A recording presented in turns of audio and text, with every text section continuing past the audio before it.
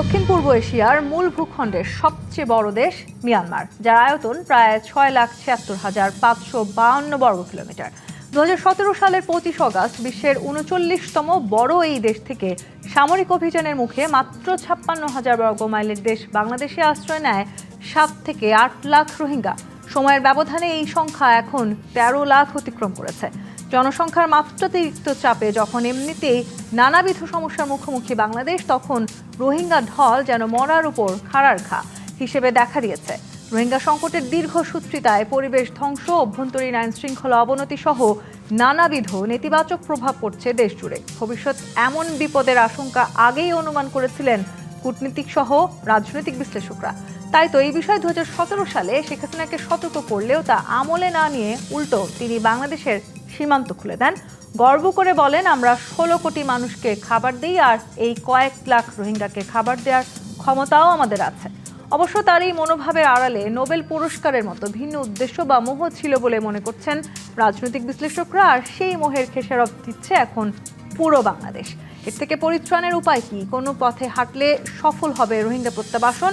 পতিত আওয়ামী লীগ অন্তর্বর্তী সরকার যেখানে ব্যর্থ, সেখানে অতীতের ন্যায় রোহিঙ্গা প্রত্যাবাসনে মিয়ানমারকে বাধ্য করতে পারবে বিএনপি সরকার? এসব নিয়ে আলোচনায় আজ রাজখান স্টুডিওতে আছেন G9-এর সাধারণ সম্পাদক অধ্যাপক ডাক্তার সাখাওয়াত হোসেন সায়ন্ত, সাবেক অন্তর্বর্তী সরকারের প্রধান উপদেষ্টা প্রেস সচিব শফিকুল আলম এবং অভিবাসন ও শরণার্থী বিশেষজ্ঞ আসিফ মুনির। স্বাগত জানাচ্ছি আজকে রাজকাহনে। আসিফ মুনির, আপনাকে দিয়ে শুরু করি। মানে যেই সংখ্যাটা আসলে ২০১৭ সালে ছিল ৭ থেকে ৮ লাখ, সেটি এখন ১৩ লাখ ছাড়িয়ে গেছে। এবং আমি যদি ভুল না করি, মানে এখন প্রতিদিন প্রায় ২০০রও বেশি জন রোহিঙ্গা থেকে মিয়ানমার থেকে বাংলাদেশে প্রবেশ করছে। মানে সেই হিসাবে চিন্তা করলে সংখ্যাটা প্রতিদিন বাড়ছে, প্রতিনিয়ত বাড়ছে। এই যে আসলে আমরা বলছি, মানে রোহিঙ্গা সংকটের বাংলাদেশ ৯ বছর পার করছে, সেই সময়টাতে আমরা আশা করেছিলাম শেখ হাসিনা সরকার হয়তো কিছু করতে পারবেন, সেটিও আমরা দেখতে পাই নাই। এর পরবর্তী সময়ে অন্তর্বর্তীকালীন সরকারের কাছে আমাদের আরও বেশি আশা ছিল, সেই সময়টাতেও আসলে আমরা দেখতে পারলাম না। মানে এখন আসলে এই ৯ বছর পরে এই সংকটের সময়টাতে দাঁড়িয়ে মিয়ানমার যে বিবৃতি দিল রোহিঙ্গাদেরকে বাঙালি বলে, বাঙালির যে তকমা তাদেরকে দেওয়া হলো, সেটি আসলে এই সংকটটাকে আরও বেশি দীর্ঘ করছে বলে কি মনে করেন? না, এটা কিন্তু আরও দীর্ঘ, অনেক আগে থেকেই আমরা ২০১৭-র কথা বলছি। আমাদের এই অঞ্চলের ইতিহাস কিন্তু বলে যে রোহিঙ্গাদের তাদের উপরে যে নিপীড়নটা হয়, এটা কয়েকশো বছরের ইতিহাস। আর যদি আমরা সাম্প্রতিক ইতিহাসও ধরি, ন্যূনতম হচ্ছে দ্বিতীয় বিশ্বযুদ্ধের সময় থেকে। কাজেই আর আমরা যদি আমাদের ভূখণ্ডের কথা ধরি, ৭০-এর দশক, এমনকি পুরনো যারা আগে এসছে, ৭১-এর আগেও কিন্তু লোক এসেছে, কিন্তু খুব কম সংখ্যক। এবং যখনই ওখানে কোনো ধরনের বড় ধরনের সামরিক একটা অভিযান চলে, রোহিঙ্গাদের বিরুদ্ধে নিপীড়ন চলে, তখনই তারা এসেছে ৭৮-এ এবং পরবর্তীতে বিভিন্ন সময়। ২০১৭-এর আগে কিন্তু ২০১৬-তেও অনেকে আসতে বাধ্য হয়েছিল, কিন্তু ২০১৭টাই ছিল সবচেয়ে বড়। এখন ওরা যে ভাষ্যটা বলছে, এই ভাষ্য কিন্তু তাদের অনেক আগে থেকে, কারণ তারা রোহিঙ্গাদের হিসেবে তাদের একটা জাতিসত্তা হিসেবেই তারা স্বীকার করে না।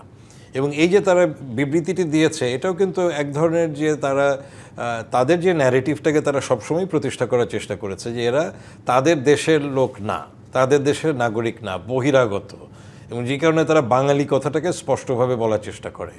আবার এই বিবৃতিটা কিন্তু সরাসরি আমাদেরকে জানায়নি, তারা তাদের পররাষ্ট্র দপ্তরের একটা ওয়েবসাইটে দিয়েছে। ১৭-র পর থেকে কিন্তু এই ঘটনা তারা অনেকবার করেছে, কখনো তাদের কোনো না কোনো সরকারি ফেসবুক পেজে, কখনো কোনো মন্ত্রণালয়ের ওয়েবসাইটে। অর্থাৎ তারা ওই ডাইরেক্টলি তথ্যটা না দিয়ে দ্বিপাক্ষিক প্রক্রিয়া বলছে, কিন্তু আসলে তারা দ্বিপাক্ষিকে যাচ্ছে না। কাজে এটা তাদের নতুন কোনো কৌশল না, এটা তাদের বলা চলে যে তাদের কূটনৈতিক বা রাজনৈতিক একটা কৌশল তারা ব্যবহার করছে, এবং এটা তাদের ওখানেও জনপ্রিয়তা ধরে রাখার জন্য। কিন্তু শুধুমাত্র সেখানে যে সরকার এটা অনুভব করে তা না, ওখানকার এই সকল জনগণ বা সংখ্যাগরিষ্ঠ জনগণ রোহিঙ্গাদের স্বীকৃতিটাকে মেনে নেয়নি কখনোই, এবং সেটা তাদের রাষ্ট্রীয় অবস্থানেও আছে। কাজে এটা তাদের জনগণের জন্য একটা মেসেজ, এবং বিশ্ববাসীর জন্য মেসেজ। বিশ্ববাসীর জন্য যখন মেসেজের কথা আপনি বলছেন, মানে এই যে তারা রোহিঙ্গা নিধন করছে, যে সব সমস্যার কথা আপনি বললেন, সেটা আসলে একটা দীর্ঘ সময় ধরে এই সমস্যা চলে এসছে। মানে তারা আসলে এটা স্বীকার করবে কি করে, যেহেতু তারা তো নিধন করছে, কিন্তু বিশ্ব সম্প্রদায় কি তাদেরকে এক ধরনের দায় মুক্তি দিয়েছে, এবং সে কারণেই আসলে তারা এটি করতে পারছে বলে আপনার মনে হয় কিনা? এটা হচ্ছে আন্তর্জাতিক রাজনীতি যদি বলি, ভূ রাজনীতি বলি, সেটার একটা বড় জায়গা। আমরা অতীতে বিশেষ করে ২০১৭ পর থেকে অনেকবার বলা হয়েছে, বা সাম্প্রতিককালেও আমরা বলি যে মিয়ানমার পর চাপ দিতে হবে। এবং চাপটা কী ধরনের হবে? চাপ কিন্তু ওরা সহ্য করে অভ্যস্ত। বহু আগে থেকেই তাদের উপরে, এমনকি মার্কিন যুক্তরাষ্ট্র থেকে শুরু করে বড় বড় শক্তিশালী রাষ্ট্ররা তাদেরকে বিভিন্ন রকম স্যাংশন দিয়েছে, ইকোনমিক স্যাংশন, আরও কিছু। কিন্তু এই যে ভূরাজনীতির জায়গায় মিয়ানমারের ওখানে তাদের যে খনিজ সম্পদ আছে সেটার দিকে নজর কিন্তু অনেকের আছে। আবার ভূরাজনীতির মধ্যে চীনের একটা বড় প্রভাব রয়েছে এই পুরো অঞ্চলে, এশিয়া প্যাসিফিক যদি আমরা বলি, দক্ষিণ পূর্ব এশিয়াও না, এটা এশিয়া প্যাসিফিক জুড়ে, এবং প্রশান্ত মহাসাগরে তাদের যে বলয়টা রয়েছে চীনের, সেটার সাথে সব কিছু মিলিয়ে, এবং চীনের যে ওয়ান বেল্ট ওয়ান রোড প্রকল্প, যেটা সারা বিশ্বব্যাপী তাদের একটা পরিকল্পনা রয়েছে, মিয়ানমার কিন্তু সেখানে একটা ফ্যাক্টর তাদের জন্য। কাজেই এখানে মিয়ানমারকে মোকাবেলা করার জন্য বিশ্ববাসী সবসময় হয় খুব সফট অ্যাপ্রোচে গেছে, যে আলাপ আলোচনা, জাতিসংঘের সাধারণ পরিষদে বক্তব্য দেওয়া, অথবা বলা হয়েছে যে আমরা চাপ দিব, কিন্তু চাপ কেউই দেয়নি, কারণ প্রত্যেকেরই স্বার্থ আছে। এই স্বার্থ রক্ষা করে উইন উইন যদি আমরা বলি, যে যাদের বাণিজ্যিক স্বার্থ রয়েছে, যাদের ইকোনমিক স্বার্থ রয়েছে, তারা স্বার্থ রক্ষা করেই এটাকে সমাধানের জায়গায় যায়নি, এবং আমরাও কিন্তু আমাদের কূটনীতির কৌশলে সেভাবে আমরা বলিনি কখনো যে এটা ঠিক আছে তোমাদের, যেমন এখানে সিঙ্গাপুর বলেন, চায়না তো আছে, ভারত আছে, আরও অনেক দেশ আছে যাদের ডাইরেক্টলি একটা সম্পর্ক রয়েছে মিয়ানমার সরকারের সাথে, এবং মিয়ানমারে তাদের একটা নজর আছে সবসময়। এখন যদি আমরা বলি যে এখানে যুদ্ধাবস্থা চলছে, এই যে যুদ্ধের অস্ত্র, সেখানে দুই পক্ষকেই আমরা দেখছি যে যারা অস্ত্র সরবরাহ করার মতো বড় দেশ, যারা অস্ত্র প্রস্তুত করে, তারা এদের কাছে অস্ত্র বিক্রি করছে। কারণ অস্ত্রের বাজারের জন্যও কিন্তু এখন মিয়ানমার তাদের জন্য গুরুত্বপূর্ণ। এই জায়গাগুলো বিবেচনা করে আমাদের সামরিক কূটনীতি বলি, আমাদের বিভিন্ন রকম ট্র্যাক টু অ্যান্ড হাফ, বিভিন্ন রকম ডিপ্লোমেসি বলি, এইগুলো আমরা কখনো কাজে লাগাইনি। আমরা কি কূটনৈতিকভাবে আপনি যেটি বলছিলেন, মানে বাংলাদেশে আসলে কতখানি কিভাবে অ্যাপ্রোচ করেছে সেটা খুব গুরুত্বপূর্ণ ছিল। এই জায়গাটিতে শফিকুল আলম একটু আপনার কাছে আসি। মানে দু রকমের অ্যাপ্রোচের কথা তো বললেন আসিফ মুনির, একটা হতে পারে সফট অ্যাপ্রোচ করা হয়েছে, আর একটা হচ্ছে যে চাপ দেওয়ার কথা। মানে চাপ আসলে কেউই দেন নাই। আমরা যেটি আজকেও শুনলাম, প্রধানমন্ত্রী পররাষ্ট্র উপদেষ্টা তিনি বলেছেন যে শেখ হাসিনার আমলে সেই সময়টাতে আসলে তার এই মনোভাবের আড়ালে নোবেল পুরস্কার পাওয়ার একটা উদ্দেশ্য ছিল, কিন্তু ডক্টর মোহাম্মদ ইউনূসের আমলে আসলে তিনি 2025-এ একটা প্রতিশ্রুতি দিয়েছিলেন যে পরের বছর অর্থাৎ 2026-এর ঈদ রোহিঙ্গারা মিয়ানমারে করবেন। মানে আর কতদিন অপেক্ষা করা লাগবে? না, উনি প্রতিশ্রুতি কিন্তু দেন নাই। এটা আপনি ডেইলি মানে পত্রিকার নিউজগুলো আবার একটু দেখেন, উনি বলছেন আশা করছেন। ওনার আমি মনে আছে স্পিচটা, উনি বলছেন যে আমি আশা করছি, বা ওনার প্রেয়ার ছিল যে নেক্সট ঈদটা তারা রাখাইনে যে করবে। কিন্তু এটা প্রেয়ারে তো মেন জিনিস, যেটা মূল যেটা বিষয়, সেটা হচ্ছে যে আমরা আসলে রোহিঙ্গাদের বিষয়ে মায়ানমারকে চাপ দেওয়ার মতো অবস্থানে আমরা নাই। আমাদের সামরিক শক্তি দুর্বল, এবং আমরা যে গ্লোবাল যে পলিটিক্সে আমরা খুব বড় কোনো প্লেয়ারও না যে আমরা এটা পুশ করব। আর উনি যেটা বললেন, মায়ানমার এমন একটা দেশ, মায়ানমার, নর্থ কোরিয়া এবং কয়েকটা দেশ আছে যারা নিজেরা অনেকটাই সেলফ সাফিসিয়েন্ট। আপনি যত ধরনেরই আপনি প্রেশার দেন না কেন, ইট ডাজন্ট ওয়ার্ক। আরেকটা হচ্ছে যে মায়ানমারের সিচুয়েশনটাও অনেকভাবে ইভলভ করছে। আপনি যদি দেখেন, যখন 2017 ঘটলো, তখন কিন্তু সুচির গভর্নমেন্টটা ছিলেন, তারপরে একটা অভ্যুত্থান হলো, তখন নিউ রিয়ালিটি, মানে একটা মিলিটারি কু হলো, সেখানে নতুন রিয়ালিটি হলো। তারপরে আপনি দেখেন আরাকান আর্মি এসে আপনি 2023-এর অক্টোবরে এসে তারা একটা সিভিল ওয়ারের মাধ্যমে পুরো 90% রাখাইনের তারা দখল করে নিল। সবগুলো ইভেন্টই যদি আপনি 1 বাই 1 অ্যাড করেন, তাহলে দেখা যাচ্ছে যে আমাদের এবং রোহিঙ্গাদের এগেনস্টে গিয়েছে। এখন আমরা কি করব? আমাদের চেষ্টাটা অবশ্যই, আমরা শেখ হাসিনার সময় একটা বাজে অ্যাপ্রোচ ছিল যে খুবই বায়োলেটারাল অ্যাপ্রোচে গিয়েছিলেন। এখন আমরা বায়োলেটারাল অ্যাপ্রোচে যে আসলে যে খুব বেশি কিছু পেয়েছি তা না। আর মাল্টিলেটারাল অ্যাপ্রোচে আমরা ধরেন চায়নার সহায়তায় বা ইউএসের সহায়তা বা ইভেন ইন্ডিয়ার সহায়তা, সেটাও আসলে অতটা যে কাজ, ইভেন চায়নাও যে কতটুকু মায়ানমারের উপরে ইনফ্লুয়েন্স বিস্তার করতে পারে, সেটা নিয়েও কিন্তু ক্রিটিকদের মধ্যে যে ইনফ্লুয়েন্সের কথা আপনি বলছেন, সেই সময়টাতে মানে শুরুতেই যেটা বলছিলাম যে শেখ হাসিনার সময় হয়তো আমরা অত বেশি প্রত্যাশা করতে পারি না, কিন্তু ডক্টর ইউনূসের সাথে আসলে আন্তর্জাতিক জায়গাটিতে সম্পর্কটা অনেক জোরালো ছিল। সেই সময়টাতে প্রত্যাশাটা অনেক বেশি ছিল। এবং আপনি যেটা বলছিলেন সময় যেটা হয়েছে সেটা হয়েছে, কথা যেটা বলছেন একটু আমি যুক্ত করে, তিনি বলেছিলেন যে এই লক্ষ্যে মানে নিজ বাড়িতে ফিরে গিয়ে ঈদ উদযাপনের লক্ষ্যে জাতিসংঘের সঙ্গে সম্মিলিতভাবে প্রচেষ্টা চালিয়ে যাওয়ার অঙ্গীকার করছি।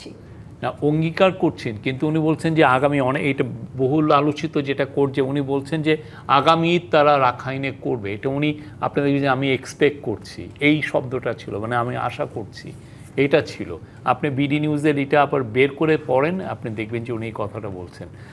ওনার সময় যেটা হয়েছে, উনি প্রথমবারের মতো রোহিঙ্গা নিয়ে একটা বড় ইউনাইটেড নেশনসে একটা বড় সম্মেলন হয়েছে। রোহিঙ্গাদের সাথে মানে আরাকান আর্মির সাথে ট্র্যাক্টুর কিছু সম্পর্ক তৈরি হয়েছে, because we need working relationship. আসলে আপনি ডিফ্যাক্টো যদি রুলার বলেন, রাখাইনের এখন ডিফ্যাক্টো রুলার হচ্ছে আরাকান আর্মি। আরেকটা হচ্ছে যে রোহিঙ্গা যে জনপদ যারা ডায়াসপোরা, তাদেরকে একত্রিত করে তাদেরকে এই পুরো প্রক্রিয়ার সাথে ইনভলভ করা। আপনি দেখবেন যে তাদের এখন গ্রেটার সে আছে অনেক ইস্যুতে, এবং তারা ডেমোক্রেটিক ওয়েতে তাদের লিডারশিপের চর্চা করছে, এবং অনেক ক্ষেত্রে দেখা যাচ্ছে যে তারা এই বিষয়ে অনেক বেশি প্রোঅ্যাক্টিভ, আগে যেটা ছিল না। মানে আগে শেখ হাসিনার সময় যেটা ছিল একটা সাসপিশনের দৃষ্টিতে দেখা হতো ডায়াসপোরা কমিউনিটিকে, এখন সেটা কমেছে। কিন্তু সত্যিকার অর্থে আপনি যদি এটাকে আমরা সত্যিকার অর্থে একটা বড় রকমের ঝাঁকি দিতে চাই, তাহলে আমার মনে হয় যে আমাদের সামরিকভাবে আমাদের সক্ষমতা বাড়াতে হবে। এই জায়গাটা প্রশ্ন, হ্যাঁ, আমরা অবশ্যই ওয়ার চাই না, বাট অ্যাটলিস্ট আমার সামরিক সক্ষমতাটা একটা ডিটারেন্স হিসেবে কাজ করে। আমরা 2017 সালে যদি আমার সেই সামরিক সক্ষমতা থাকতো, তাহলে সে 7,40,000 লোককে আমাদের এখানে পাঠাতে পারত। সেই সময়টাতে আসলে মানে সেই সময়টাতে তো আমরা শুনেছি যখন আর কি শেখ হাসিনার আমল ছিল, তারা বলেছেন যে এটা আসলে মানবতাকে আপনি যদি ডিটারেন্স, আপনি যদি শুনেন, পারলে এদেরকেও দিতে পারবেন। আপনি যদি দেখেন যে সে আমার থেকে অনেক পাওয়ারফুল একটা নেশন, তখন হয় কি, তখন আপনি ওই ইচ্ছা করলেও আপনি চেষ্টা করবেন না যে এই লোকগুলোকে বাংলাদেশে ইয়েতে, কারণ আপনি জানেন এটা it will have some consequences. যে মোহটা আসলে শেখ হাসিনা আবদ্ধ ছিলেন, সেই রাজনৈতিক খেসারতটা এখন আমাদেরকে দিতে হচ্ছে। অথবা একটা সাখাওয়াত হোসেন শায়ন, একটু আপনার কাছে আসি। মানে যেই সক্ষমতার কথা বারবার শফিকুল আলম বলছেন, মানে সেই সক্ষমতা আসলে আমরা আওয়ামী লীগের সময়ও দেখি নাই, জানি না সেটা হয়তো তার ইচ্ছা করেই দেখান নাই, যেহেতু নোবেল পুরস্কার পাওয়ার এক ধরনের ইচ্ছা হয়তো ছিল। আমরা অন্তর্বর্তীকালীন সরকারের সময় আসলে সেই সক্ষমতাটুকু দেখার মানে প্রয়াস দেখবো, অন্তত সেই প্রচেষ্টাটা আমাদের ছিল, কিংবা আমরা সেটা প্রত্যাশা করেছিলাম, সেটাও আসলে আমরা সেই অর্থে দেখি নাই। বিএনপি আসলে এখন সেই মোহের খেসারত কতখানি দিতে পারবে, বিএনপি সেই সক্ষমতাটুকু দেখাতে পারবে কি? আপনাকে ধন্যবাদ। আমার সঙ্গে দুই সম্মানিত আলোচক এবং যারা শুনছেন সবার জন্য শুভেচ্ছা রইল। এটার খেসারত তো বিএনপি দিবে না, বা বিএনপি একা দিচ্ছে না। এটার খেসারত ইন্টারিম গভর্নমেন্ট দেয় নাই, এটার খেসারত শেখ হাসিনা বা তার সরকারও দেয় নাই। এর খেসারত দিচ্ছে বাংলাদেশ। আমাদের পরিবেশের বিপর্যয় ঘটছে, আমাদের নানাবিধ এখানে নিরাপত্তা এবং মাদক এইসব নিয়ে আমরা চিন্তিত হয়ে পড়ছি, আমাদের আর্থিক সংকট তৈরি হচ্ছে, বিদেশি সহায়তা যেটা আসছে সেটা কতটুকু অব্যাহত থাকবে সেটা নিয়ে টেনশন করতে হয়। ফলে এইটা কোনো নির্দিষ্ট দল বা সরকারের ইস্যু নয়, এটা বাংলাদেশের ইস্যু। কিন্তু বাংলাদেশের ইস্যু হলে সেটাকে যখন যারা রাষ্ট্র পরিচালনায় থাকে তাদের ডিল করবার যে সক্ষমতা এবং আন্তরিকতা, সেটা একটা বিষয়। বাংলাদেশের রোহিঙ্গা ইস্যুতে দুইটা ছোট সফলতা যেটা আছে, একটা শহীদ প্রেসিডেন্ট জিয়াউর রহমানের সময় 78 সনে যে রোহিঙ্গারা এসেছিল তাদেরকে তিনি ফেরত পাঠাতে পেরেছিলেন, এটা একটা সফলতার উদাহরণ আছে। আর 1991-92 সনে ম্যাডাম খালেদা জিয়ার সময় যে রোহিঙ্গারা আবার এসেছিল তাদের আংশিক ফেরত পাঠাতে পেরেছিলেন। এই দুইটা সফলতা বিএনপির দুইজন রাষ্ট্রনায়কের সময় আছে। এরপরে শেখ হাসিনার সময় ব্যাপকভাবে আসলো, এবং এটা সত্য যে তারা নোবেল এনেই ছাড়বে এরকম একটা মনোভাবেই তারা ছিল, এবং এটা নিয়ে তারা পার্সু করছিল, এবং অতি মানবিকতা দেখানোর একটা শো আপ ছিল শেখ হাসিনার মধ্যে।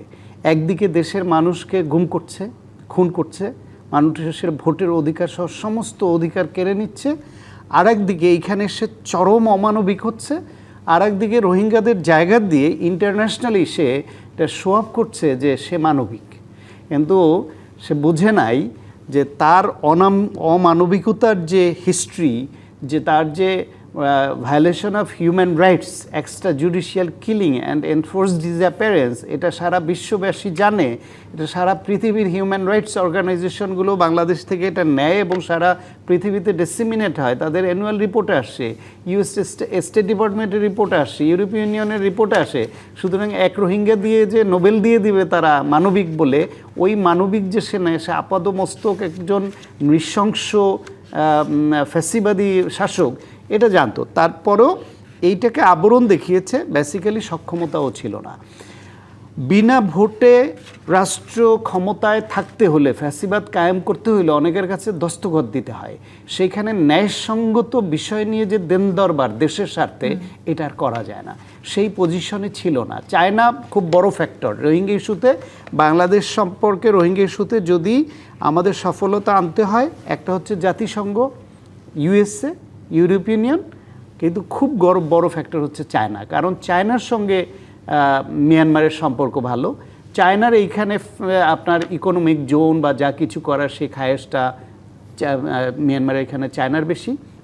সুতরাং চায়না যদি মিন করে যে বাংলাদেশে এই ক্ষেত্রে সহায়তা করবে, তাহলে বাংলাদেশ কিছু আংশিক হলেও সফল হতেও পারে। প্রধানমন্ত্রী তারেক রহমানও বলেছেন যে রোহিঙ্গা প্রত্যাবাসনের সব পক্ষের সঙ্গে যোগাযোগে যাচ্ছে সরকার।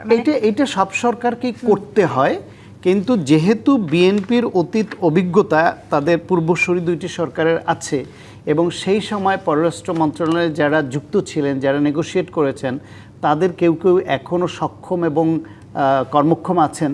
তাদেরও বুদ্ধি কিভাবে করেছিলেন সেই বুদ্ধি কাজে লাগানো যেতে পারে। কিন্তু এখন বিশ্ব পরিস্থিতি জটিল, জিও পলিটিক্স জটিল, এই আঞ্চলিক রাজনীতিও জটিল, এখানে বিভিন্ন পক্ষের স্বার্থ সংশ্লিষ্ট বিষয় আছে। ফলে জিনিসটা আগে যত সহজে পারা গেছে, এখন সেইভাবে যে পারা যাবে এই নিশ্চয়তাটা দেওয়া কঠিন। এই জায়গাটিতে শফিকুল আলম, আপনার কাছে প্রশ্ন রেখে আমি একটু বিরতিতে যাব। মানে এই যে মিয়ানমার যে বিবৃতি দিয়েছে, সেটিকে বাংলাদেশের জন্য সতর্ক বার্তা হিসেবে অনেকেই দেখার চেষ্টা করছে। আমি আসিফ মুনির আপনার একটা লেখা পড়ছিলাম, সেখানে আপনিও এটি লিখেছেন। মানে এই যে একটা ওয়েক আপ কল বলে একটা কথা আছে, সেই ওয়েক আপ কলটা কি আসলে বাংলাদেশ এতদিন পরে এসে বুঝলো? মানে এই 9 বছর সময় লাগলো, মানে আমরা আগে কেন আসলে বুঝতে পারি না? বিরতি থেকে ফির উত্তর নিব। জিপে ইস্পাত নিবেদিত রাজখান থেকে একটা বিরতি নিয়ে ফিরছি, সাথেই থাকুন। শফিকুল আলম, যে প্রশ্ন রেখে বিরতিতে গিয়েছিলাম, বাংলাদেশের জন্য মিয়ানমারের এই বিবৃতি এক ধরনের ওয়েক আপ কল। মানে এই ওয়েক আপ কলটা বুঝতে আমাদের কেন আসলে 9 বছরের বেশি সময় লাগলো? এবং আরেকটু জানতে চাই, মানে আপনি তো একটা জোরালো এক ধরনের যেই ভূমিকা রাখার কথা বলছিলেন, সেই ভূমিকাটাই আসলে কি আপনি দেখতে পাচ্ছেন এই সরকারের আমলে? না, এই সরকারের একটা বড় জিনিস হচ্ছে এই সরকার খুবই একটা 2/3 মেজরিটি নিয়ে ল্যান্ডস্লাইড ভিক্টরি করে সে একটা ডেমোক্রেটিক সরকার। তো তার একটা লেজিটিমেসি আছে, তার একটা মাজার জোর আছে। এটা খুবই ইম্পর্টেন্ট ইন্টারন্যাশনাল আপনি ডিপ্লোমেসিতে, মানে তার যে কথার গ্রহণযোগ্যতা। আপনি যেমন যে 2017 সালে যখন ওরা আসলো, হাসিনা কিন্তু এটাকে এক্সপ্লয়েট করেছে, এবং 2018 সালে সেই ইলেকশনটা যে রিগ করলো, ওই রিগ করার কারণে ইন্টারন্যাশনাল প্রেশারটা খুব কম ছিল। ইন্টারন্যাশনাল প্রেশার কম হওয়ার মূল কারণটা হচ্ছে তারা আসলে এই গভর্নমেন্টকে ডিস্টার্ব করতে চায় নাই, যেহেতু সে already is facing this massive refugee humanitarian issue. হ্যাঁ, সেই জন্য এটা। আর আপনি যেটা বলছেন যে এটা ওয়েক আপ কল, তো আমাদের সবসময় ছিল, এটা নতুন কিছু না।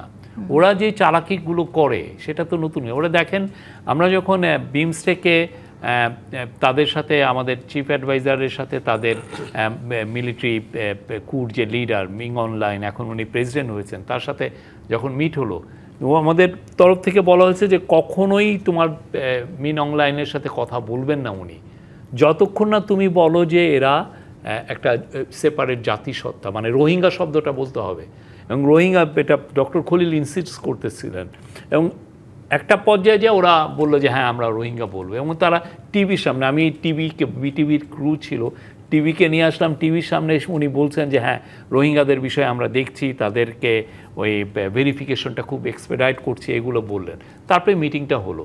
তো ওরা কিন্তু এই যে দেখেন 2025-এ ওরা বলছে যে ওরা রোহিঙ্গা, আবার এইবার এখন এসে আবার বলছে বাঙালি বলছে।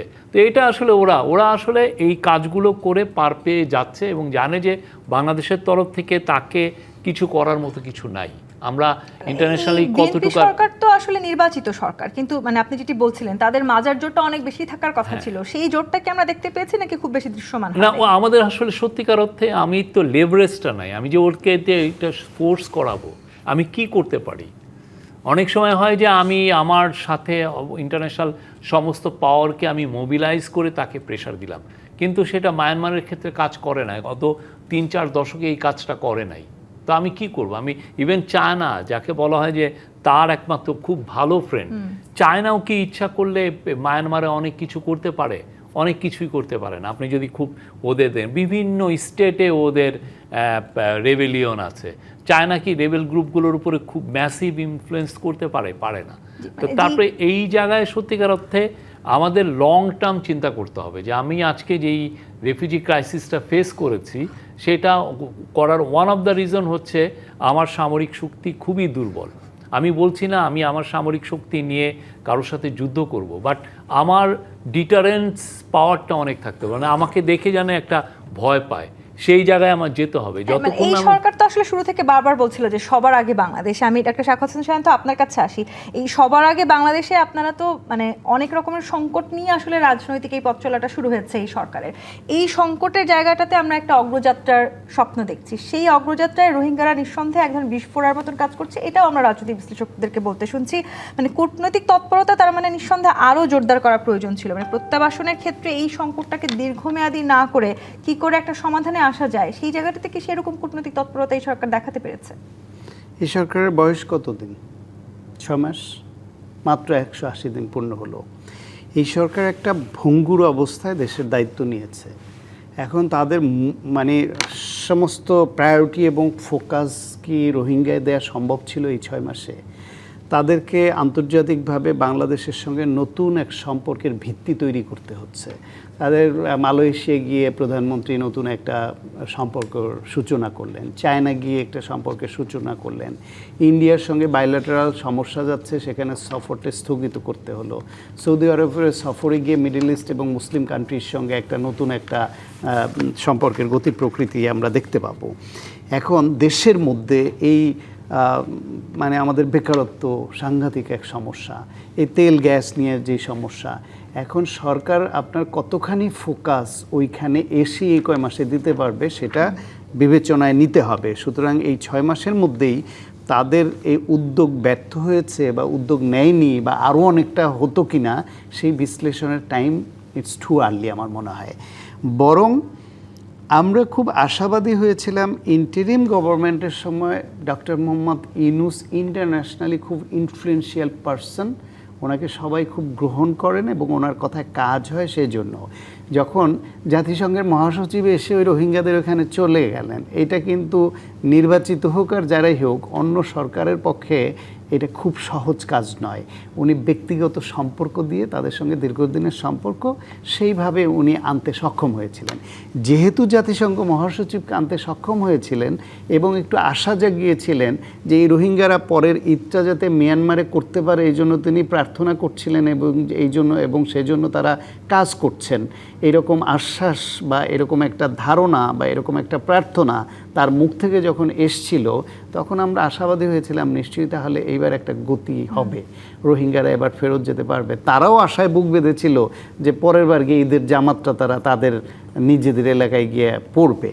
সুতরাং সেখানেও বিশেষ সফলতার দিকে আগানো যায় নাই, কারণ এটা বাইলেটারাল ইস্যু হিসেবে মিয়ানমার বাংলাদেশ ইস্যু, এটা মিয়ানমার বানাতে চায়, কিন্তু বাইলেটারাল ইস্যু হলে মিয়ানমার আমাদের কথা শুনবে না, কারণ ওরা কোনো কিছুতেই আমাদের উপর ডিপেন্ডেন্টও না, ভয়ও পায় না। আর মানবিক থেকে মানে হিউম্যানিটেরিয়ান গ্রাউন্ড থেকে ওরা এইসব ভাবে না। ওরা যদি হিউম্যান রাইটস নিয়ে ন্যূনতম ভাবতো, একটু মানবিক হতো, তাহলে তো ওদেরকে এইভাবে ঘরবাড়ি উচ্ছেদ করে মেরে পিটিয়ে এইভাবে পাঠাতেই পারতো না। নিজ দেশের নাগরিক, নিজেদের সন্তান, তারা মেরে কেটে আরেকটা দেশে এইভাবে শরণার্থী বানিয়ে পাঠিয়ে দিচ্ছে। সুতরাং সে মানবিক দিকও ভাবার সুযোগ নাই। ওদের সামরিক শক্তিতে ওদের সঙ্গে আমরা পেরে উঠছি না, এটা রিয়ালিটি। এক সময় ওরা নিচে ছিল। আবার বলি, আর ইন্টারন্যাশনালি আবার নেগোশিয়েট করে করবেন, যেটা শফিক ভাই বলছিল যে ওরা তো ওদের ওইখানে কত রকমের নিষেধাজ্ঞা তো ইন্টারন্যাশনালি বিভিন্ন সময় দিয়েছে, তো জান্তা সরকার সেগুলো পাত্তা না দিয়ে ওরা নিজের মতো নিজেরা চলছে। সেইখানে আন্তর্জাতিক সম্প্রদায় ওদেরকে বলল, অনুরোধ করলো, প্রেশার ক্রিয়েট করলো, না শুনলে কি করবেন? ফলে এই সমস্যার সমাধানটা খুব সহজ নয়। এই জায়গাটাতে আমি একটু দীর্ঘমেয়াদী হবে মনে হয়। মানে যেহেতু আপনিও আশঙ্কা করছেন দীর্ঘমেয়াদী হবে, খোদ পররাষ্ট্র প্রতিমন্ত্রী শামা ওবায়দা বলেছেন যে রোহিঙ্গা সংকট যেন আরো 1 দশক দীর্ঘ না হয়। মানে খুব একটা সহজ নয়, তার মানে বোঝা যাচ্ছে। এবং সমস্যার সমাধানটা বেশিরভাগ কূটনৈতিক বিশ্লেষক বা রাজনৈতিক বিশ্লেষকরা বলার চেষ্টা করছেন যে মিয়ানমারের তরফ থেকে শুরু হতে হবে। আদৌ মিয়ানমারের তরফ থেকে এই সমস্যার সমাধানের কোনো পদক্ষেপ আমরা দেখব কিনা? যেটা আপনি বলেছেন অপারেটিভ ওয়ার্ড, মূল যে শুরুটা মিয়ানমার থেকে হবে না, শুরুটা হওয়া উচিত কিন্তু হবে না। যে কারণে আমরা বলছি যে অন্যান্য কূটনীতিক জায়গাগুলো লাগবে। শফিক ভাই একটু আগে যেটা বলছিলেন যে এটা দীর্ঘমেয়াদী জায়গাটা, 2017 কেন বিভিন্ন সময়ে আমরা কিন্তু একটা খণ্ডকালীন জায়গা থেকে দেখি। 2017 সময়ের আমরা যদি দেখি যে ন্যারেটিভটা সরকারি ভাষ্য তখন ছিল যেটা খুব ক্ষণস্থায়ী, ওইটি একটা বড় ভুল ছিল। এরকম একটা বড় বিষয় ক্ষণস্থায়ী হয় না, হওয়া সম্ভব না। বিশ্বে কোথাও এরকম নজির নাই। আমরা প্যালেস্টিনিয়ানদের কথা বলতে পারি, কিন্তু আরও যে কোনো জায়গায় যদি বড় একটা জনগোষ্ঠী তার নিজের দেশের অস্থিরতার জন্য বিতাড়িত হয়, জীবনের ঝুঁকি নিয়ে চলে আসে, তখন তার পক্ষে কিন্তু ফেরত যাওয়াটা খুব সহজ না। এটা এমন না যে আমি গেলাম বেড়াতে গিয়ে 2 দিন পরে চলে আসলাম। তো ওই জায়গাটাই কিন্তু লঙ্গার টার্ম একটা স্ট্র্যাটেজি লাগবে। সেইটা কিন্তু এখন বিএনপি সরকারের পক্ষে সুযোগ আছে। হয়তো এই 5 বছরের মধ্যে এটা সমাধান হবে না, এই বাস্তবতাটা মেনে নিতে হবে, কিন্তু কর্মকৌশলটা কিন্তু এখন ঠিক করা যায়। ইট ইজ ট্রু যে 6 মাস যথেষ্ট সময় না, কিন্তু সুযোগ কিন্তু এখন কিছু কিছু তৈরি অটোমেটিক হতে হচ্ছে। সক্ষমতাও কি আছে? আমি দুটো উদাহরণ দিই। একটা হচ্ছে যে খলিলুর রহমান সাহেবের যেই পরিচিতি এবং যেই জায়গাটা অবস্থান এখন তিনি তৈরি করেছেন জাতিসংঘের সাধারণ পরিষদে, আগামী জাতিসংঘের যে সাধারণ পরিষদ আছে বেশি দিন পরে না, কিন্তু আমরা এখন অগস্টের শেষে, সেপ্টেম্বরে হচ্ছে সাধারণ পরিষদের সভা। এখন ওনার ওটার সভার কিন্তু একটা বিশেষ দায়িত্ব থাকবে, কিন্তু তিনি তো পররাষ্ট্রমন্ত্রীর দায়িত্ব আছেন, যে তার পক্ষে কিন্তু সম্ভব ওইখানে ইনফ্লুয়েন্স করা অন্যান্য রাষ্ট্রগুলোতে, এক। আর দ্বিতীয়ত হচ্ছে আমাদের যে পার্মানেন্ট রিপ্রেজেন্টেটিভ নিয়োগ দেওয়া হয়েছে আইরিন খান, উনি কিন্তু একজন দক্ষ কূটনীতিক। তো এই কূটনীতির জায়গাগুলোকে আমাদের কাজে লাগাতে হবে বিভিন্নভাবে, রাজনৈতিকভাবে এটাকে চিন্তা করে। কিন্তু আমাকে ভাবলে হবে না যে এটা আগামী 5 বছরের মধ্যে সমাধান হয়ে যাবে। এটাকে ভাবতে হবে যে মানে সামনে ঠিক আছে 5 বছর পরে নির্বাচন হবে, যাই হোক না কেন একটা গণতান্ত্রিক প্রক্রিয়া, কিন্তু আমার পরিকল্পনা থাকতে হবে 10 বছর বা আরেকটু বেশি। এটা যদি 2017 এই সংখ্যাটা কোথায় গিয়ে ঠেকবে যদি প্রতিদিন 220 জন করে আসে? সেটার জন্য অন্যান্য স্ট্র্যাটেজি চিন্তা করতে হবে। আমার তো বসে থাকলে হবে না যে এটা সমাধান তারপরে, তাই না? এখন ধরেন একটা এক্সপেরিমেন্ট বিগত সরকার করেছিল ভাষাঞ্চরে, কিন্তু ওইটার কোনো সুদূর প্রসারী পরিকল্পনা কিন্তু ছিল না। আমরা কিন্তু ওই সময় বলেছি যে এটাকে কিন্তু সরকার কাজে লাগাতে পারে যাদের এই ধরনের দ্বীপ আছে, যেমন আমাদের পার্শ্ববর্তী দেশগুলো। যদি আমরা দক্ষিণ পূর্ব এশিয়ার দেশ ধরি, মালয়েশিয়াতে তো তারা এমনিতেই এখানে সমুদ্র দিয়ে চলে যাওয়ার চেষ্টা করে। কাজে ভলেন্টারি নিজের স্বেচ্ছায় যাওয়ার ব্যাপারে মালয়েশিয়ার সাথে তো আমরা কখনো আলাপ করিনি, এ ব্যাপারে ইন্দোনেশিয়ার সাথে আলাপ করিনি, কিন্তু এটা কেউ বাধাও দেয়নি আমাদেরকে, আমরা জাস্ট করিনি। এখনও কিন্তু সেই সুযোগটা আছে আলাপ আলোচনা করার। সো এখানে একবারে চিন্তা করা হচ্ছে কি আমরা একবারে সবাইকে পাঠিয়ে দিব, সেটা তো আসলে বাস্তবতা না। কিন্তু আপনি আসলে যে আন্তর্জাতিক যোগাযোগের কথা বা যে আন্তর্জাতিকভাবে পরিচিতি যাদের ভালো তাদের উপরে যে ডিপেন্ডেন্সির কথা বলছিলেন, সেখানে আমরা দেখলাম যে ইতিমধ্যে কিন্তু অন্তর্বর্তীকালীন সরকার এবং বিএনপি সরকারের মধ্যে এক ধরনের পাল্টাপাল্টি শুরু হয়েছে। মানে অন্তর্বর্তীকালীন সরকারের আমলে অন্তত রোহিঙ্গার ইস্যু নিয়ে অনেক বেশি প্রত্যাশা। সেটা একটা ছোট্ট জিনিস বলে যে এখানে আমাদের যে রাজনৈতিকভাবে একটা ঐক্যমত লাগবে, ঠিক আছে? এই জায়গাটিতেও আদৌ আমরা পৌঁছাতে পারবো কিনা এই প্রসঙ্গটা নিয়ে ফিরবো। জি25 ইস্পাত নিবেদিত রাজকাহন থেকে আরো একটি বিরতি নিয়ে ফিরছি, সাথেই থাকুন। জি25 ইস্পাত নিবেদিত রাজকাহন দেখছেন। আসিফ মনির, যে সংকটটা আসলে আমরা সমাধানের কথা বলছি, কিংবা আপনি যেটি বলছিলেন সেটা আসলে খুব কম সময়ে এই সংকটের সমাধান সম্ভব নয়। রোহিঙ্গা সংকট সমাধানে জিয়া এবং খালেদার পথে এগিয়ে যাব, আইনমন্ত্রী কথা বলেছেন। মানে সেই সময়ে আসলে আমরা যে পদ্ধতিতে বা যে কৌশল নিয়েছিলাম, এখন এসে সেই একই কৌশলে আমরা আসলে কতখানি এগিয়ে যেতে পারবো? একই কৌশলে পুরোপুরি হবে না, তবে ডেফিনেটলি অতীতের যেগুলো করা হয়েছে সেগুলো থেকে শিক্ষা নেওয়ার তো অবশ্যই আছে। এবং এগুলো কিছু ডকুমেন্টেশনও আছে যে কী পরিপ্রেক্ষিতে এগুলো সম্ভব হয়েছিল। এখন এটাও বাস্তবতা যে যারা ওই সময় ফেরত গেছিল তাদের একটা অংশ কিন্তু ফেরত আসতে বাধ্য হয়েছে, কারণ ওখানের অবস্থার পরিবর্তন হয়নি। আমরা যখন বলছি টেকসই, অথবা আমরা যখন বলছি যে একটা লম্বা সময়ের জন্য একটা তারা যাবে বা পার্মানেন্টলি যাবে, এইটা কিন্তু অতীতে হয়নি। কাজে সেইটা আগে তৈরি করতে হবে সেই ক্ষেত্রের জায়গাটা। সো অতীত থেকে অভিজ্ঞতা নিয়েই করতে হবে। কখনো কখনো যেটা শোক ভাই বলছেন বা আপনিও বলছেন যে একটু স্ট্রং পজিশন নিতে হবে, কিন্তু সেটার সাথে আবার ব্যালেন্স করতে হবে আমার ইন্টারন্যাশনাল পলিটিক্সটাকেও ম্যানেজ করতে এই হবে। জায়গাটিতে আজকে আইনমন্ত্রী বলেছেন যে আমেরিকাকে বোঝাতে হবে, চীনকে বোঝাতে হবে, ভারতকে বোঝাতে হবে, মানে ঠিক যেই তিনটি রাষ্ট্রের কথা তিনি বলেছেন, তিনটি রাষ্ট্রকে এই মুহূর্তে বাংলাদেশ আসলে একসাথে বোঝাতে পারবে? বড় প্রশ্ন, পারবে কিনা। তবে রোহিঙ্গার প্রশ্নে আবার তারা কিন্তু একেবারে নাও বলতে পারবে না। আমেরিকা এখন বলার সম্ভাবনা থাকতে পারে, বিশেষ করে বর্তমান প্রশাসন যেভাবে দেখে, সেখানে তারা মেক আমেরিকা গ্রেট এগেন মাগাতে যখন তারা মতামত দিচ্ছে, তখন অন্য যে কোনো জাতিগোষ্ঠী যে কোনো রাষ্ট্রের ক্ষেত্রে তারা অন্য একটা অবস্থান নিতে পারে, কিন্তু এটা সাময়িকও হতে পারে। আমরা জানি না যে সামনে মিড টার্ম ইলেকশন আছে আমেরিকা, সেটার ফলাফল কী আসতে পারে, হয়তো ট্রাম্পের পক্ষেই যাবে। কিন্তু অন্যান্য যেটা বললেন ভারত, চীন, এরাও কিন্তু কেউই আমাদেরকে এই ব্যাপারে স্পষ্ট করে কিছু বলেননি। এবং যেটা আমি একটু আগে বলছিলাম যে যে যার নিজের স্বার্থ দেখে বা দেখবে, আমরা যেমন আমাদের স্বার্থ নিয়ে চিন্তা করি, চীনও তাই করবে, ভারতও তাই করবে। এখন রোহিঙ্গাদের কথা কে চিন্তা করবে? এই জন্যই ভাবতে হবে যে ঠিক আছে, সবার স্বার্থ রক্ষা করে, যেটা কঠিন, এবং সেটা বাংলাদেশ একাও পারবে না, একা আলাপ করেও পারবে না। এখানে ওই বিভিন্ন মহলের সাথে আলাপ করতে হবে, ঠিক আছে তোমার কার কী স্বার্থ আছে। আমরা যদি জিও পলিটিক্স বলি, এখানে শুধু মিয়ানমার তো না, এই পুরো অঞ্চলের যে জিও পলিটিক্স, সেইখানে এটা কি ফ্যাক্টর হতে পারে। রোহিঙ্গারা যেটা আলাপ আলোচনায় আসছে যে হ্যাঁ, যদি এখানে রোহিঙ্গা সংকটটা আরও বৃহত্তর হতে থাকে, তাহলে এখানে জিও পলিটিক্সেও আইন শৃঙ্খলা পরিস্থিতি, নিরাপত্তার পরিস্থিতির অনেক রকম সংকট তৈরি হতে পারে, শুধু একটি দেশের জন্য না। এটা হচ্ছে একটা দিক। আরেকটা হচ্ছে যে এখানে যদি একটা সলিউশন বিশ্ববাসী বের করতে পারে, বিশ্ববাসী কিন্তু বাহবা পাবে। যে রাষ্ট্রগুলো মিলে এই জায়গাটা তৈরি করবে, কোনো একটি দেশের নোবেল পুরস্কারের দরকার নেই, কিন্তু যদি বা একজন রাষ্ট্রপ্রধানের দরকার নেই, কিন্তু যদি বাংলাদেশ সহ বেশ কিছু দেশ মিলে আলাপ আলোচনা করে একটা জায়গায় যেতে পারে। আজ পর্যন্ত কিন্তু যেসব দেশ রোহিঙ্গাদেরকে হোস্ট করছে, তাদের কোনো সম্মেলন কিন্তু হয়নি। সেক্ষেত্রে একটা বড় সম্মেলন হয়েছে, ডক্টর ইউনূসের সময় আন্তর্জাতিক সম্মেলনটা হয়েছে, কিন্তু দেখবেন যে ওইটার কোনো ফলো আপ কিন্তু নাই। সো সেইটা কিন্তু আমাদের একটা ব্যর্থতার জায়গা, যে আমাদের রাষ্ট্রপ্রধানরা যখন একটা বক্তব্য দেন আন্তর্জাতিক মহলে, সেখানে আমাদের আমলাতন্ত্র এবং আমাদের কূটনীতিকরা মনে হয় যে একটা ঢিমে তালে চলার চেষ্টা করেন। এই জায়গাটি থেকে আমরা বেরিয়ে আসার প্রত্যাশা করছিলাম। শফিকুল আলম, মানে এখনো এই সময়টাতে দাঁড়িয়ে আমরা দেখছি যে এই যে প্রত্যাশা, সেই জায়গাটিতে একটা পাল্টাপাল্টি বক্তব্য আছে। মানে বিএনপি সরকার মনে করছে এটা হয়তো অন্তর্বর্তীকালীন সরকারের আরো বেশি ভালো পারতো, অন্তর্বর্তীকালীন সরকার মনে করছে যেহেতু বিএনপি এখন নির্বাচিত সরকার, তাদের দায়টা বেশি, তারা হয়তো বেশি ভালো পারতো। মানে এটা করেও কি আসলে কোনো সমাধানে যাব না? আমার মনে হয় না কোনো পাল্টাপাল্টি কিছু হচ্ছে। সবার মধ্যেই তো কিছুটা ফ্রাস্ট্রেশন আছে যে আমরা এটার একটা সমাধান আমরা পাচ্ছি না। আমাদের সবার মধ্যে এক ধরনের ফ্রাস্ট্রেশন কাজ করছে। এবং রোহিঙ্গা এখন আগে যা ছিল এখন 1.2 মিলিয়ন, 12 লক্ষর মতো রোহিঙ্গা আছে। তো সেটা তো নিয়ে আর এমন একটা বাস্তবতা হচ্ছে গ্লোবালি আপনার এই হিউম্যানিটারিয়ান এইডের যে রাজনীতি, এটাও তো কমে আসছে। আমরা আগে যেই পরিমাণ, আপনি দেখেন USAID-কে পুরো ট্রাম্প প্রশাসন অ্যাবলিশ করে দিয়েছেন। এখন আমরা অনেকটা এক ধরনের ইউএসকে একদম বারবার বলতে আপনি কিছু আমরা পাচ্ছি, যেটা খুবই নগণ্য, আগের মতো সেই লেভেলে পাচ্ছিও না।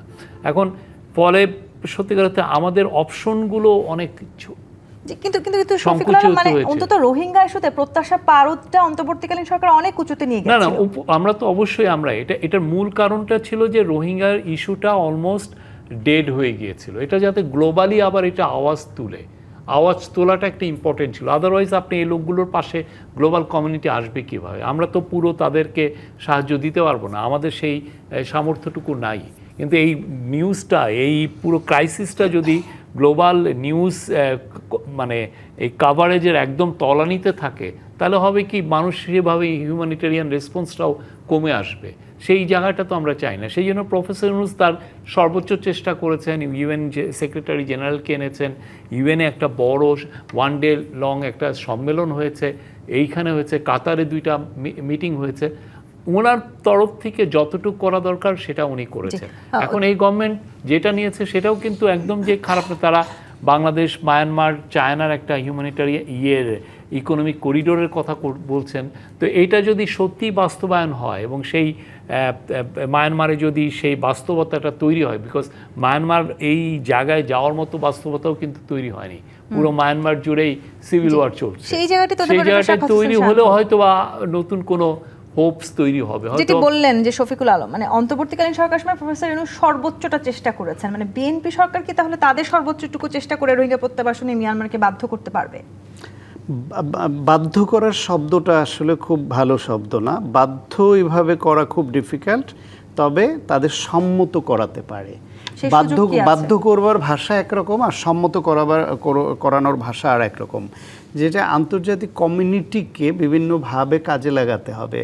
যারা বিভিন্ন হিউম্যান রাইটস অর্গানাইজেশন যারা কাজ করে, অভিবাসন নিয়ে যারা কাজ করে, যারা এইখানে আর্থিক সহায়তা দিচ্ছে, তাদেরকে যে তোমরা এই সহায়তা আর কতদিন দিবে, আমরাও পারছি না, আমাদের বাংলাদেশ এত জনবহুল একটা দেশ, আমরা তাদের বাড়তি বার্ডেন নিতে পারছি না, সুতরাং সমাধান কি? এইভাবে যেহেতু বাংলাদেশের এই চাওয়াটা ন্যায়সঙ্গত, সেই চাওয়াটাকে আরও মানে স্প্রেড করতে হবে, সবার কানে তুলতে হবে। এবার সংকটটা যে আসলে কত বড় সংকট সেটাকে প্রতিনিয়ত তাদের কানে তুলতে হবে, এটা নিয়ে বিভিন্ন রকমের সেমিনার করতে হবে, আলোচনা করতে হবে। এবং ফাইনালি এটা আবারও আমার শুরুর কথায় ফিরে যাই, যে কোনো ফর্মেই এটা সমাধানের জন্য মুখ্য ভূমিকা পালন করতে পারে কিন্তু চায়না। চায়না যদি মনে করে যে তারা ইকোনমিক করিডোর করে এইখানে এই রোহিঙ্গাদেরকে আলাদাভাবে তাদের এমপ্লয়েড করবে, তাদেরকে প্রোভাইড করবে, তাহলেও আমরা সেখানে রোহিঙ্গারা কাজ পাবে, চলে যাবে। আর সে ওই করিডোর করার শর্ত হিসেবেই যদি থাকে যে রোহিঙ্গাদেরকে এখানে কাজ দিতে হবে। সময় প্রায় শেষে দিকে একটু যুক্ত করি, মানে আপনি যখন বলছেন সবার আগে আসলে চায়নাকে কাজ করতে হবে, আজকে আইনমন্ত্রী যেটি বলেছেন, মানে যেই ধরনের ক্রমবর্ধমান অপরাধ প্রবণতা আমাদেরকে মোকাবেলা করতে হচ্ছে রোহিঙ্গাদের জন্য, সেই জায়গাটিতে সবার আগে আসলে কাজ করতে হবে বাংলাদেশের জনগণকে। সেই কাজটাকে আমরা বাংলাদেশের জনগণকে করতে দেখি। বাংলাদেশের জনগণের এখানে আসলে কতটা কাজ করার আছে সেটা জানি না। এটা রোহিঙ্গাদেরকে নির্দিষ্ট এরিয়াতে রাখা হয়েছে, তার সেখানে তাদের আবার বার্থ রেট তাদের বেশি, তাদের স্যানিটেশন, তাদের স্বাস্থ্য এই সম্পর্কেও তাদের ধারণা একটু দুর্বল। সেই হিসেবে এইখানে সরকার, বিভিন্ন সংস্থা এবং আন্তর্জাতিক সংস্থা মিলে সবাই যে কাজটা করছে সেটা করে, এবং দ্বিপাক্ষিক এবং বহুপাক্ষিক দুইভাবেই এটা সংকট সমাধানের জন্য এগিয়ে যেতে হবে। বাংলাদেশের সামগ্রিক জনগণের খুব বেশি এখানে করণীয় আছে বলে এরকম মনে হয়। আবার জাতিসংঘের বারবার আমরা দ্বারস্থ হচ্ছি, সেটিও আসলে কোথাও না কোথাও কি আমাদেরকে এই জায়গাটি থেকে আলাদা করে দিচ্ছে বলে কি মনে হয়? না, একই সঙ্গে দুইটা করতে হবে। জাতিসংঘের দ্বারস্থ হতে হবে, ইন্টারন্যাশনাল বিভিন্ন অর্গানাইজেশন তাদের সঙ্গে বসতে হবে, বিভিন্ন রাষ্ট্রের সঙ্গে আলোচনায় যেতে হবে, যারা এখানে আর্থিক সহায়তা দিচ্ছেন তাদের সঙ্গে নেগোশিয়েট করতে হবে, মিয়ানমারের সঙ্গে কথা বলতে হবে, এই নানান রকমের কূটনৈতিক চাপ প্রয়োগ করতে হবে এবং এটাকে আরও যৌক্তিকভাবে বেশি বেশি আন্তর্জাতিক ফোরামে তুলে ধরতে হবে। এইভাবে তুলে ধরতেই এক সময় কাজ হতে পারে। ধন্যবাদ আপনাকে শফিকুল আলম আসিফ। আপনাদেরকে ধন্যবাদ আজকে রাজকাহনের সময় দেওয়ার জন্য। দর্শক, আজকের মতো বিদায় নিচ্ছি। জি25 ইস্পাত নিবেদিত রাজকাহন থেকে ফিরবো আগামীকাল রাত 10টায় নতুন রাজকাহন নিয়ে। ডিবিসির সঙ্গেই থাকুন।